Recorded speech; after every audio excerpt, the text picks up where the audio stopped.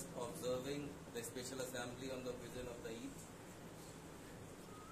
Most of the children that is spoken over here, they speak each and everything about why we celebrate Eid, etc.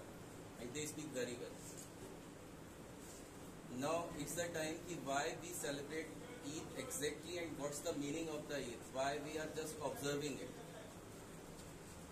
تو سب سے پہلے دیکھیے کہ عید اسلام میں ایک سب سے بڑے تہوار کے روپ میں منائی جاتی ہے، کیونکہ اسلام میں عید ایک خوشی کا دن ہے. اگر بات کریں عید کی تو عربی میں عید کا میننگ ہوتا ہے کہ وہ دن جو بار بار آئے، لوٹ کے واپس آئے. تو یہ ہر ایک سال عید واپس آتی ہے ایک پرٹیکولر ٹائم پہ اور اس دن سیلیبریٹ ہوتی ہے، تو اسی وجہ سے اسے عید کا دن کہا جاتا ہے. اور اگر ہم جنرل میننگ کی بات کریں تو عید ایک خوشیوں بھرا تہوار ہے جسے سب مل جل کر مناتے ہیں. اب اسلام میں دو عید ہیں، ایک ہے عید الاضحیٰ. عید الاضحیٰ جسے بڑی عید کے نام سے بھی جانا جاتا ہے یا بقرعید کے نام سے جانا جاتا ہے، اور دوسری ہے عید الفطر. عید الفطر یہ میٹھی عید ہے جو رمضان کے روزے پورے ہونے کے وجہ سے لاسٹ جب ہو جاتا ہے روزے رمضان تو اس کے بعد یہ سیلیبریٹ کی جاتی ہے. اب اسلامی کیلنڈر کے حساب سے جو فرسٹ شوال ہے، یعنی کہ پہلا شوال کو، شوال اسلامک کیلنڈر کا 10واں مہینہ ہے، اس شوال مہینے کی پہلی تاریخ کو عید منائی جاتی ہے، عید الفطر منائی جاتی ہے.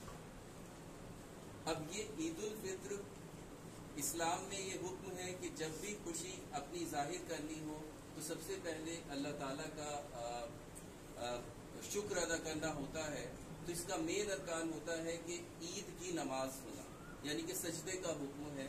تو سب سے پہلے عید کی نماز ادا کی جاتی ہے اور وہی اس کے ایک وہیں سے خوشی کا ایک ماحول شروع ہو جاتا ہے، سیلیبریشن شروع ہو جاتا ہے. اب یہ عید منائی کیوں جا رہی ہے؟ دیکھیے، اس سے پہلے رمضان کا مہینہ آتا ہے اور رمضان کیول روزہ ہے کیا؟ رمضان میں روزے رکھتے ہیں، روزہ ایگزیکٹلی ہے کیا؟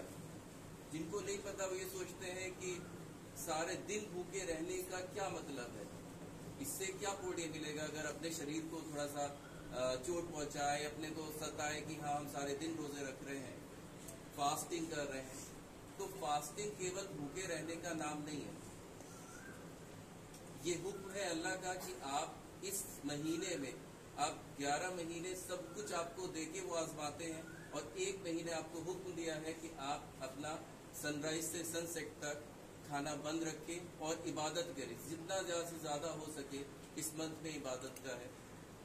اور ساتھ میں وہ احساس دلانا ہے کہ آپ کے پاس اچھا کھانا ہے، سب کچھ آپ کھا رہے ہیں، لیکن ان کے بارے میں سوچئے جن کے پاس کھانے کے لیے نہیں ہے، وہ اپنا دن کیسے گزارتے ہوں گے. آپ 13-14 گھنٹے میں پریشان ہو جاتے ہیں کہ بھوکے ہیں ہم، بھوک لگ رہی ہے، کھانا چاہیے. ان کے بارے میں سوچئے جن کے پاس کھانے کو نہیں ہے.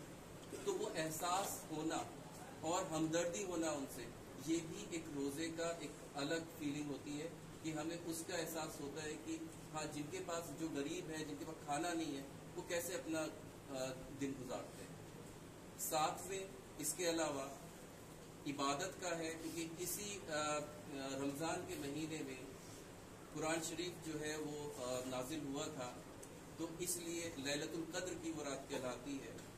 تو اس لیے بھی یہ ایک بہت امپورٹنٹ منتھ ہے مسلمس کے لیے.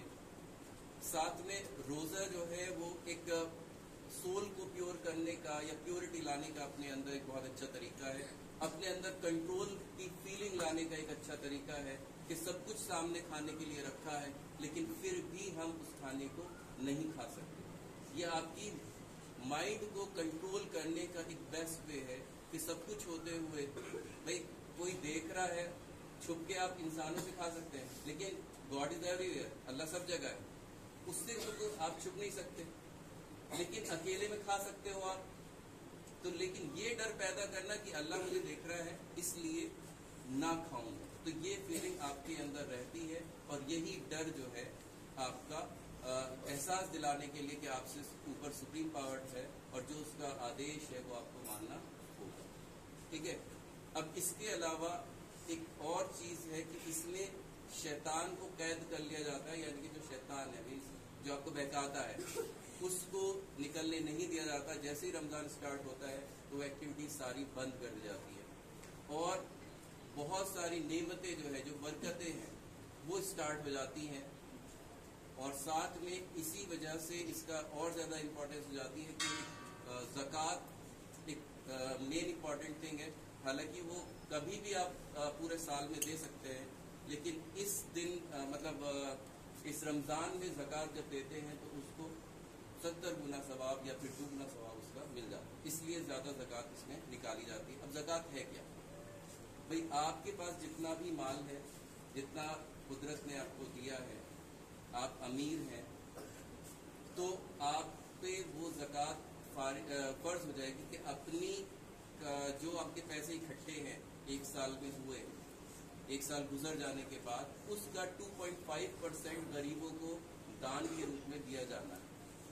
یعنی کہ ان لوگوں کو جو ضرورت مند ہیں, جو غریب ہیں, جن کے پاس کمائی کا کوئی سادھن نہیں ہے, یا کچھ جن کے مدر فادر کی ڈیتھ ہو چکی ہے, ان کے کرنے والا کوئی نہیں ہے, تو ان کے پاس کچھ نہیں ہے کھانے پینے کو, غریب ہے, تو ان کو یہ زکوٰۃ کا پیسہ دیا جاتا ہے جس سے کہ وہ بھی اپنا سروائیول ہو سکے. اور ایک سروے کے حساب سے اگر ہر ایک پرسن, ہر ایک مسلمان ایمانداری سے اپنی کمائی کا 2.5% ایئرلی ڈونیٹ کرے غریبوں کو, تو شاید دنیا میں کوئی غریب نہ رہے. ٹھیک ہے. تو اس لیے یہ ہوتی ہے زکوٰۃ, اور یہ کیول ان کے اوپر رہتی ہے کمپلسری دینا جن کے پاس 52.5 تولہ چاندی کے برابر جو ہے, 52 تولے چاندی کے برابر جو ہے, یا